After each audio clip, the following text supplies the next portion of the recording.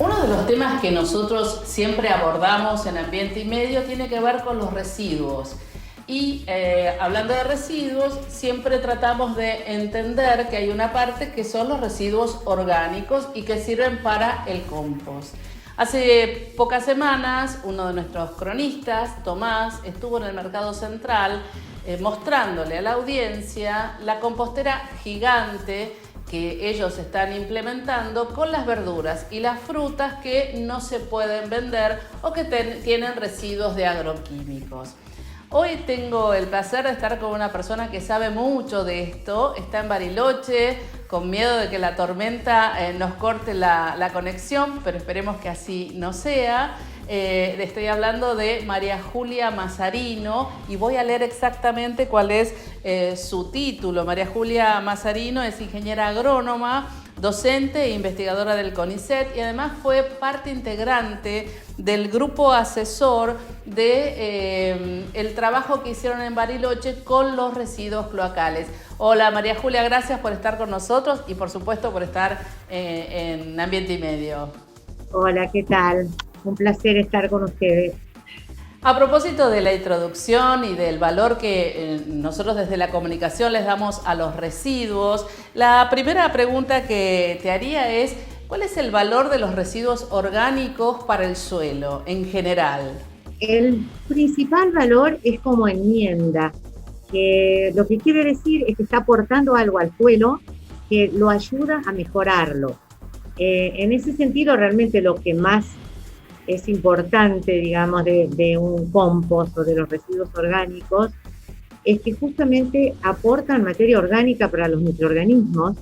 Los microorganismos pueden actuar allí y producir esa materia orgánica que está en el suelo, que después nosotros vemos ese horizonte oscuro que vemos en la parte más arriba del suelo, ¿verdad? Que es esa materia orgánica que el suelo necesita indefectiblemente para poder ser fértil, y que muchas veces se pierde por los sistemas de producción que estamos utilizando, por la erosión hídrica, por la erosión eólica, por todo este tipo de cosas la perdemos. Lo que permite el compost de alguna manera es recuperar parte de eso, o sea, nunca recuperamos del todo, o sea, que quede claro que lo que contaminamos y degradamos es muy difícil volverlo a su estado inicial. Como máximo conseguimos recuperar alguna de sus funciones, ¿sí? O sea, creo que queda claro. Y en la parte de materia orgánica, la función más importante que tiene en el suelo es que se une con las partes minerales y permite la circulación del agua, o sea, permite que el agua circule en el suelo, no se inunde. ¿Y cómo usted cree que hay que gestionar los residuos sólidos urbanos en las ciudades para que sean aprovechables para el suelo, para la agricultura, para los jardines de las casas? ¿Cómo debería ser la forma correcta, digo, ¿no? Yo creo que todos nosotros sabemos que desde que el mundo es mundo, el ser humano ha utilizado los residuos orgánicos, ¿sí? O sea, en el campo, los residuos orgánicos no son una basura. En el campo los residuos orgánicos siempre se utilizaron, los estiércoles de los animales, los residuos que quedaban de la cosecha. Para el agricultor era una parte de su vida, ¿sí? Lo que se intenta en los últimos años, en los últimos 20 años, es que gran parte de los residuos orgánicos que producimos en las ciudades también sean utilizados en agricultura, forestación, o sea, cosas similares a la producción de plantas, viveros y todo eso.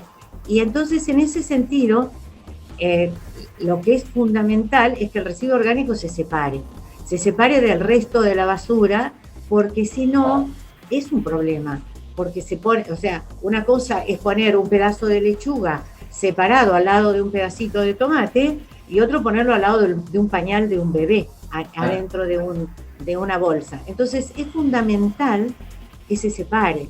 Es algo que a los municipios les cuesta, porque además el residuo orgánico no es algo que se puede acumular, qué sé yo, como el plástico o el papel, y lo podés dejar en la calle 3 días antes de recogerlo. El residuo orgánico hay que separarlo, recogerlo ya, y utilizar un sistema de transporte que a su vez solo se utilice para eso, que no tiren también en el mismo transporte las latas, los metales, los pañales de los bebés, los pañales de los grandes, o sea, ese es el circuito recomendado en todo el mundo. Yo decía al principio que usted fue parte del comité asesor de la planta de compostaje cloacal de Bariloche y me gustaría preguntarle si todos los residuos cloacales, bueno, su experiencia seguramente es muy rica en esto, pueden ser usadas de manera beneficiosa para el suelo. ¿Cualquier residuo cloacal puede serlo?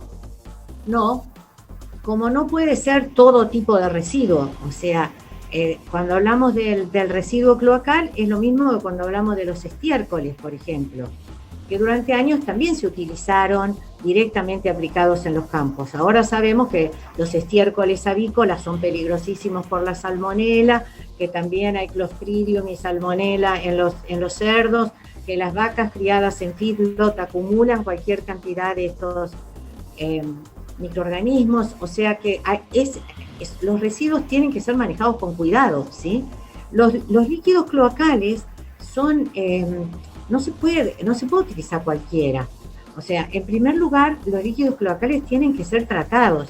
Una cosa es que tengamos un sistema cloacal y otra cosa es que o sea, ¿qué quiere decir un sistema cloacal? Un tubo que recoge los líquidos cloacales de mi casa. Pero otra cosa quiere decir que ese líquido haya sido tratado en una planta de tratamiento de líquidos cloacales, que se llaman plantas depuradoras. Esas plantas depuradoras ya de por sí tienen un sistema de tratamiento que reduce notablemente la carga orgánica y los microorganismos de ese líquido. No es lo mismo que tratar líquidos puros, digamos, heces puras, no es lo mismo. Tiene que haber pasado por una planta de tratamiento. Tenemos que recordar que en nuestro país el 70% de los líquidos cloacales no son tratados, van derecho a los ríos o al mar, ¿sí? O sea, solo el 30% es tratado. Solo ese 30% puede ser utilizado para compost y a su vez, de ese 30% tenemos que saber si no están contaminados con una industria o con algún tipo, porque no es solo los patógenos lo que nos importa cuando hablamos de líquido cloacal, sino que puede entrar, y lo hemos visto con el riachuelo, los residuos de las industrias, todo lo que sea metales pesados, residuos orgánicos peligrosos, etcétera. O sea, Bariloche es una ciudad turística, no tiene industrias que puedan tirar al sistema, y además construyó su planta de líquidos cloacales porque justamente se dio cuenta, la construyó en 1998, o sea, ya llevamos 25 años. El asunto es que nosotros estábamos tirando todas nuestras heces líquidas, digamos, porque van por el tubo, pasando por una especie de rejilla que recoge lo más grande, iba derecho al lago Nahuel Huapi, ¿sí? Recién ahora Villa Langostura está construyendo su planta. San Martín de los Andes le pasó lo mismo durante años, o sea, mandaba derecho al lago Lácar. Y bueno, en el 98 se decidió que no podíamos seguir así, que estábamos creciendo como población y que estábamos contaminando lo que nos daba de comer, que es este lago. Si uno tiene una planta de tratamiento, una vez que la tiene, ahí empieza a preocuparse por la calidad de eso. O sea, qué tipo de lodo tengo. Y en función de eso, yo puedo compostarlo o no. Los nuestros son muy buenos porque no hay contaminaciones de otro tipo y nosotros nos hacemos cargo de controlar como universidad y seguimos controlando qué calidad tiene ese compost.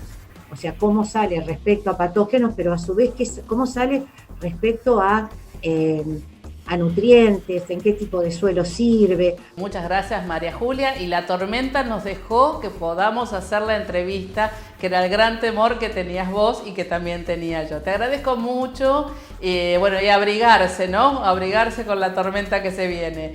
Muy amable, María Julia, muy amable por estar con Ambiente y Medio. Nuevamente, muchísimas gracias. Gracias a ustedes.